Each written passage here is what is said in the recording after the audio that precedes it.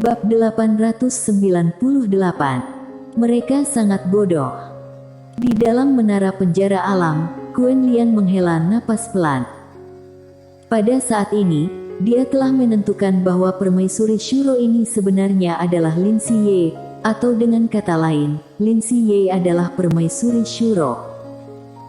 Tidak ada yang namanya masa lalu atau sekarang, dan dia tidak tahu apa yang membuat permaisuri Shuro menjadi Lin Siye. Di depan Mileye, Lin Siye berbisik, "Ikutlah denganku." Setelah berbicara, dia berjalan menuju pintu masuk bawah tanah di kejauhan. Mileye mengikuti. Segera, Lin Siye membawa Mileye ke tempat yang jauh di bawah tanah. Di kedalaman ini, Mileye menemukan bahwa ada pilar besi hitam pekat berdiri di sekelilingnya. Rantai merah, dan di tengah pilar besi ini, ada lubang besar dengan lubang api hitam. Di sekitar, ada juga beberapa master yang mengenakan baju besi emas. Melihat Lin Siye, para master ini berlutut satu demi satu. Lin Siye melambaikan tangannya dengan lembut, "Bangun." Para master di sekitar berdiri satu demi satu. Lin Siye melihat ke lubang besar itu dan berkata dengan lembut, "Ada neraka yang sebenarnya di sana." Mileye melihat ke pintu masuk lubang. Lin Siye berkata, "Tugas aku adalah menjaga tempat ini, dan sekarang, si tua bangka di bawah mulai gelisah, jadi aku harus turun." Mileye berkata dengan sungguh-sungguh, "Apakah kamu ingin aku menemanimu turun?" Lin Siye tidak berbicara lagi. Pada saat ini, Kuan Lian tiba-tiba berkata, "Saudaraku, bisakah kamu tahu diri? Dia hanya bisa menekan tempat ini, kamu tahu betapa mengerikannya tempat ini. Apa yang dapat kamu lakukan ketika kamu turun bersamanya? Apakah kamu akan menyusahkannya?" Mileye. Pada saat ini, Lin Siye tiba-tiba berkata, "Ketika aku turun, kamu dapat tinggal di tempat aku. Dalam keadaan normal, tidak ada yang berani datang ke tempat ini untuk mengganggu kamu." Mileye menyeringai, ternyata Lin Siye ingin dia berlindung di tempat ini. Mileye berkata, "Oke, hanya saja, jika aku di sini bersamamu, mereka..." Saat dia mengatakan itu, dia melihat penjaga emas berarmor emas di sekelilingnya. Dia harus mengatakan bahwa orang-orang ini benar-benar kuat. Jika orang-orang ini pergi ke sekolah tinggi dimensi luas, mereka pasti akan dapat menyapu seluruh sekolah tinggi dimensi luas. Terlalu kuat. Pada saat ini, Lin Siye tiba-tiba berkata, "Kamu di sini, mereka tidak berani tidak menghormatimu, tetapi kamu tidak bisa meminta mereka untuk meninggalkan tempat ini." Berbicara tentang ini, dia berhenti dan berkata, "Bukan tidak mungkin juga, yang penting jangan minta mereka meninggalkan tempat ini sesuka hati." Mileye berkata, "Bisakah aku mengutus mereka?" Lin Siye mengangguk, "Jangan main-main." Mileye tersenyum, "Tidak." Telapak tangan Lin Siye terbentang, dan sebuah token hitam muncul di depan Mileye. "Ini adalah token Shuro, lihat token seolah-olah melihatku." Mileye menyimpan token Shuro, dia melihat lubang di bawah, apakah itu berbahaya? Lin Siye mengangguk. Mileye ragu-ragu, lalu berkata dengan lembut, "Hati-hati." Pada saat ini, rasa tidak berdaya muncul di hatinya. Dia ingin turun dengan Lin Siye, tapi sekarang berbeda dari sebelumnya, dia turun hanya akan menyusahkan Lin Siye. Dia telah berubah menjadi tidak berguna. Sepertinya tahu apa yang dipikirkan Mileye, Lin Siye tiba-tiba berkata dengan lembut, "Kamu telah melakukan banyak hal untukku, sekarang."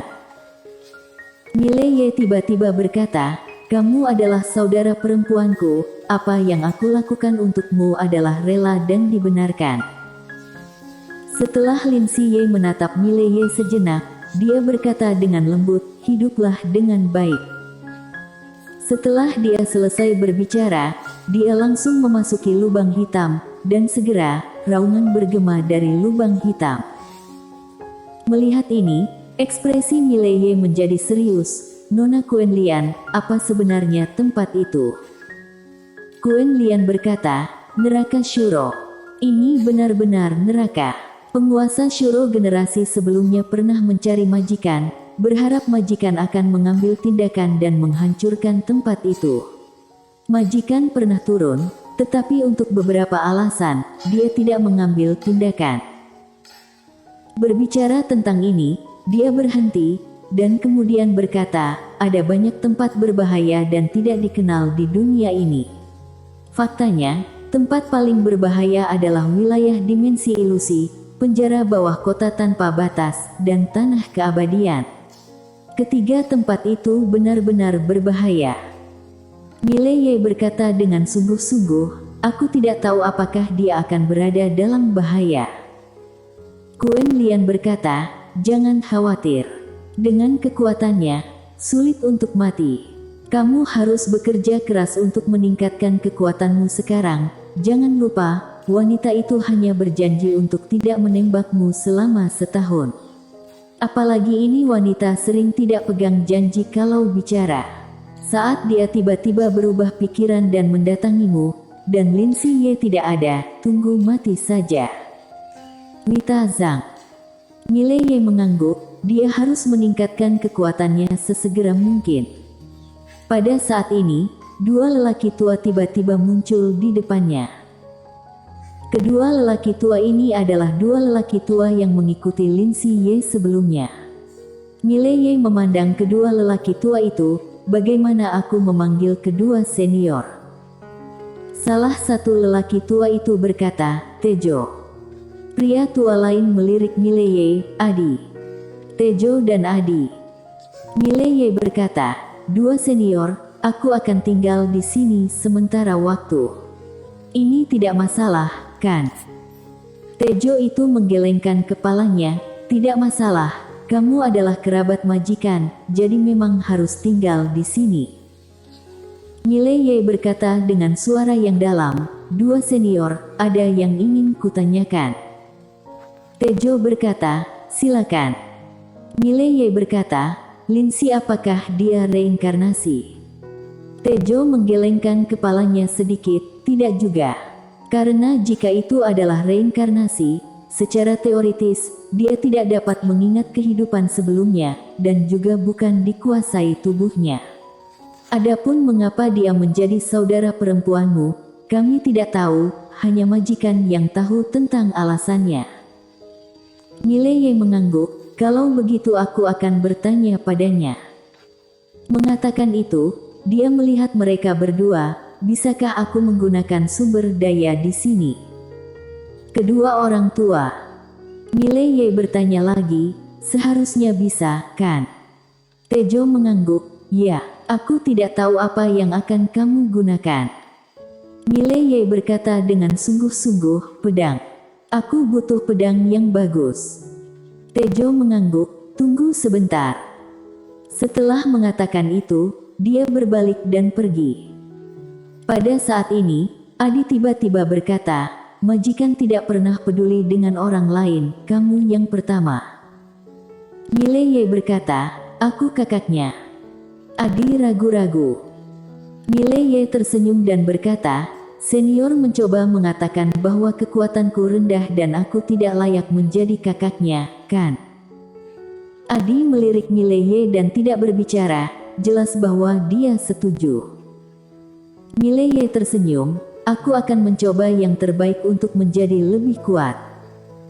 Adi sedikit mengangguk, yang mulia jenius, ditinjau generasi muda saat ini, tidak banyak yang lebih kuat dari kamu. Dengan bakat kamu, pencapaian masa depan kamu tidak terbatas. Mengenai Mileye, mereka berdua sebenarnya tidak punya ide lain. Karena, Mileye cukup mempesona. Meskipun kekuatan Mileye tidak terlalu kuat sekarang, orang tidak bisa hanya melihat saat ini, tetapi juga harus melihat ke masa depan. Pada saat ini, Tejo tiba-tiba muncul di depan Mileye. Telapak tangannya terentang, dan 3 pedang muncul di depan Mileye. Mileye menatap ketiga pedang itu dan berkata pelan, saatnya menaikkan tingkat alam. Setelah berbicara, dia langsung mengambil pedang dan memasukkannya ke perutnya. Tejo berdua. Sekolah tinggi dimensi luas. Setelah Wita Zhang meninggalkan tanah Shuro, dia kembali ke sekolah tinggi dimensi luas. Stevie Lin dan lainnya merasa lega ketika melihat Wita Zhang. Meskipun wanita ini memiliki temperamen yang buruk, tetapi sekarang, sekolah tinggi dimensi luas benar-benar tidak bisa hidup tanpa wanita ini. Sekarang sekolah tinggi dimensi luas membutuhkan Supermaster untuk menjaga. Stevie Lin menatap Wita Zhang yang kembali, Mileye. Wita Zhang tiba-tiba berkata, pergi. Ekspresi Stevie Lin membeku. Wita Zhang mengabaikan kerumunan itu dan berjalan menuju aula di bawah, tempat sekolah tinggi dimensi luas berada. Tak lama kemudian, Wita Zhang datang ke sekolah tinggi dimensi luas, dan lelaki tua itu berdiri di depan ruang buku. Melihat Wita Zhang, lelaki tua itu menatap Wita Zhang, ini kamu. Wita Zhang tanpa ekspresi, kamu belum mati. Orang tua itu berbisik, masih bisa hidup beberapa tahun lagi. Wita Zhang melihat ke belakang lelaki tua itu, ruang buku inilah yang membuat akademi kita terpecah belah. Saat dia mengatakan itu, ada seringai di sudut mulutnya, guru, ketika kamu di sini, para siswa itu sebaik kucing, dan begitu kamu menghilang, orang-orang ini tidak sabar untuk mendapatkan harta karun yang kamu tinggalkan. Apakah kamu akan kecewa jika masih ada? Padahal, terhadap sekolah tinggi dimensi luas, dia sudah tidak ada nostalgia lagi. Jika tempat ini tidak didirikan oleh pendahulu saat itu, dia akan membunuh sekolah tinggi dimensi luas dengan tangannya sendiri.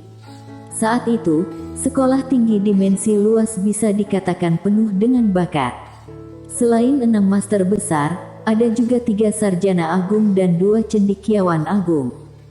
Selain itu, ada banyak talenta di sekolah tinggi dimensi luas.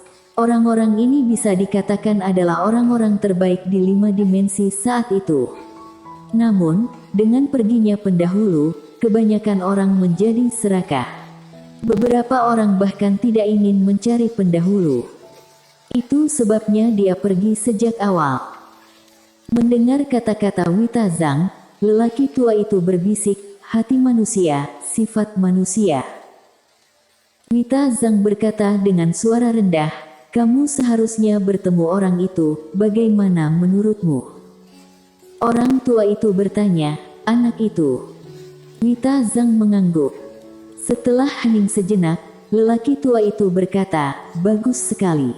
Dia bisa membuat pagoda kecil mengakuinya sebagai tuannya, yang menunjukkan bahwa dia memiliki sesuatu yang luar biasa. Berbicara tentang ini, dia menggelengkan kepalanya sedikit, dan berkata lagi, sebenarnya, akan lebih baik jika orang ini langsung dimasukkan ke dalam akademi. Wita Zhang berbisik, orang ini tidak ada hubungannya dengan akademi. Pria tua itu menghela nafas dengan suara rendah, Wita, kamu telah pergi selama bertahun-tahun, apakah kamu sudah menemukan keberadaan guru? Wita Zhang menggelengkan kepalanya, tidak ada berita sama sekali. Orang tua itu berkata dengan sungguh-sungguh, dengan karakter guru, dia tidak akan pernah menghilang tanpa alasan. Aku pikir kepergiannya saat itu mungkin merupakan situasi yang tiba-tiba. Mata Wita Zhang sedikit menyipit, apa yang ingin kamu katakan? Pria tua itu menggelengkan kepalanya dan tidak mengatakan apa-apa.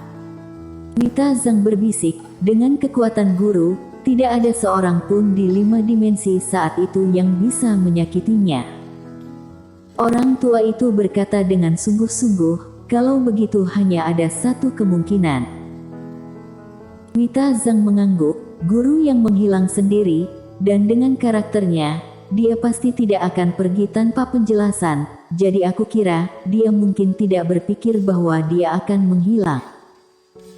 Berbicara tentang ini, dia berhenti dan berkata lagi, Apa yang guru lakukan sehingga membuatnya dia kehilangan dirinya sendiri? Orang tua itu tiba-tiba berkata, aku ingin tahu apakah Master Lady punya berita tentang dia. Master Lady. Mita Zhang melirik sekolah tinggi dimensi luas, lalu berbalik dan pergi.